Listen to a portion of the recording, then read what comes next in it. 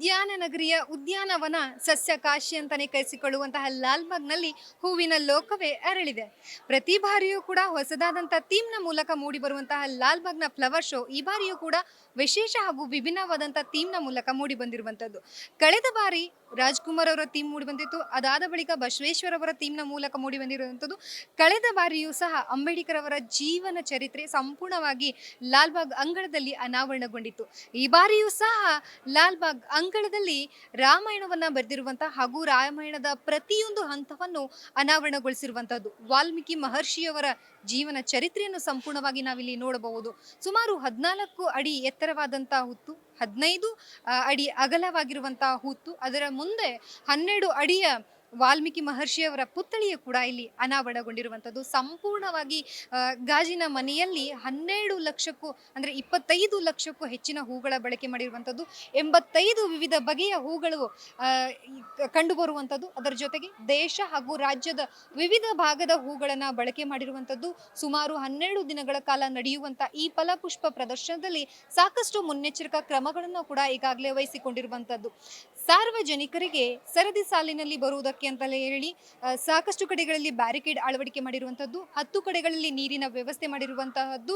ಅದರ ಜೊತೆಗೆ ಪ್ಲಾಸ್ಟಿಕ್ ಅನ್ನು ಬಿಸಾಕದೆ ಅಂದರೆ ಯಾವುದೇ ರೀತಿಯಾದಂತಹ ವಸ್ತುಗಳನ್ನು ಬಿಸಾಕೋದಕ್ಕೆ ಅಂತ ಹೇಳಿ ಕೆಲವಷ್ಟು ಭಾಗಗಳಲ್ಲಿ ಡಸ್ಟ್ಬಿನ್ ವ್ಯವಸ್ಥೆಯನ್ನು ಮಾಡಿರುವಂತಹದ್ದು ಸಂಪೂರ್ಣವಾಗಿ. ಇನ್ನು ಪಾರ್ಕಿಂಗ್ ವ್ಯವಸ್ಥೆಯನ್ನು ಕೂಡ ಈಗಾಗಲೇ ಮಾಡಿರುವಂತಹದ್ದು. ಟಿಕೆಟ್ ಕೌಂಟರಲ್ಲಿ ಅಂದರೆ ವಾರದ ಕೊನೆಯ ದಿನ ಹೆಚ್ಚಾಗಿ ಜನರು ಬರುವ ಕಾರಣದಿಂದಾಗಿ ಟಿಕೆಟ್ ಕೌಂಟರಲ್ಲಿ ಸಮಸ್ಯೆ ಆಗುವ ಹಿನ್ನೆಲೆಯಲ್ಲಿ QR ಕೋಡನ್ನು ಕೂಡ ಈಗಾಗಲೇ ಬಳಸುವುದಕ್ಕೆ ಅನುವು ಮಾಡಿಕೊಟ್ಟಿರುವಂತಹದ್ದು. ಪಾರ್ಕಿಂಗು ಕೂಡ ಈಗಾಗಲೇ ಅನುವು ಮಾಡಿಕೊಟ್ಟಿರುವಂಥದ್ದು. ಸಂಪೂರ್ಣವಾಗಿ ಎಲ್ಲ ರೀತಿಯಾದಂತಹ ವ್ಯವಸ್ಥೆಯನ್ನು ಕೂಡ ಈಗಾಗಲೇ ಲಾಲ್ಬಾಗ್ನಲ್ಲಿ ಮಾಡಿರುವಂಥದ್ದು. ಇನ್ನು ಟಿಕೆಟ್ ವ್ಯವಸ್ಥೆ ಮತ್ತು ಅದರ ಬೆಲೆಯನ್ನು ನಾವು ನೋಡ್ತಾ ಹೋದಾಗ ವಾರದ ಕೊನೆಯ ದಿನ ಅಂದರೆ ಶನಿವಾರ ಮತ್ತು ಭಾನುವಾರ ದಿನದಲ್ಲಿ ವಯಸ್ಕರರಿಗೆ 100 ರೂಪಾಯಿ ಮತ್ತು ಮಕ್ಕಳಿಗೆ 30 ರೂಪಾಯಿ, ವಾರದ ಮಧ್ಯ ದಿನಗಳಲ್ಲಿ ಬರೋದಾದರೆ 80 ರೂಪಾಯಿ ಟಿಕೆಟ್ ದರವನ್ನು ನಿಗದಿ ಮಾಡಿರುವಂಥದ್ದು. ಶಾಲಾ ವಿದ್ಯಾರ್ಥಿಗಳು ಸಮವಸ್ತ್ರ ಮತ್ತು ID ಕಾರ್ಡ್ ಇದ್ದವರಿಗೆ ಉಚಿತವಾಗಿ ಅನುಕೂಲ ಮಾಡಿಕೊಟ್ಟಿರುವಂಥದ್ದು. ಸಂಪೂರ್ಣವಾಗಿ 60 ಫಲಕಗಳಲ್ಲಿ ರಾಮಾಯಣದ ವಾಲ್ಮೀಕಿ ಮಹರ್ಷಿಯವರ ಒಂದಷ್ಟು ಉದ್ದೇಶಗಳು ಮತ್ತು ಒಂದಷ್ಟು ಅವರ ಜೀವನ ಚರಿತ್ರೆಯ ಮಾಹಿತಿಗಳನ್ನು ಸಂಪೂರ್ಣವಾಗಿ ಇಲ್ಲಿ ಅಳವಡಿಕೆ ಮಾಡಿರುವಂತಹದ್ದು. ಕುವೆಂಪು ಅವರ ಪುತ್ಥಳಿ ಆಗಿರ್ಬೋದು, ರಾಮನ ಭಕ್ತ ಆಂಜನೇಯನ ಪುತ್ಥಳಿ ಆಗಿರ್ಬೋದು, ಸಾಕಷ್ಟು ಕವಿಗಳ ಪುತ್ಥಳಿಯನ್ನು ಕೂಡ ಈಗಾಗಲೇ ಇಲ್ಲಿ ಸಂಪೂರ್ಣವಾಗಿ ಹಾಕಿರುವಂತಹದ್ದು. ಎಲ್ಲ ರೀತಿಯಾಗಿ ಲಾಲ್ಬಾಗ್ನಲ್ಲಿ ಸಂಪೂರ್ಣವಾಗಿ ಮಾಹಿತಿಯನ್ನು ನೀಡಿದ್ದಾರೆ.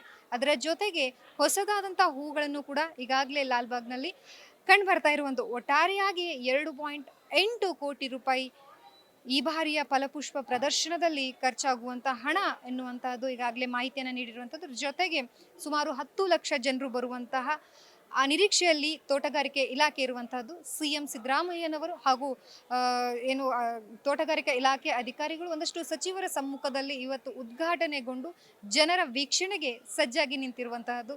12 ದಿನಗಳ ಕಾಲ ನಡೆಯುವಂಥ ಈ ಫ್ಲವರ್ ಶೋ ಹೇಗಿರಲಿದೆ ಅನ್ನೋದನ್ನು ಕಾದು ನೋಡಬೇಕಾಗಿದೆ. ಅದರ ಜೊತೆಗೆ ನೀವು ಸಹ ಭೇಟಿ ನೀಡಿ ಫೋಟೋಗಳನ್ನು ತೆಗೆಸಿಕೊಳ್ಳುವುದರ ಜೊತೆಗೆ ಎಂಜಾಯ್ ಮಾಡಬಹುದು.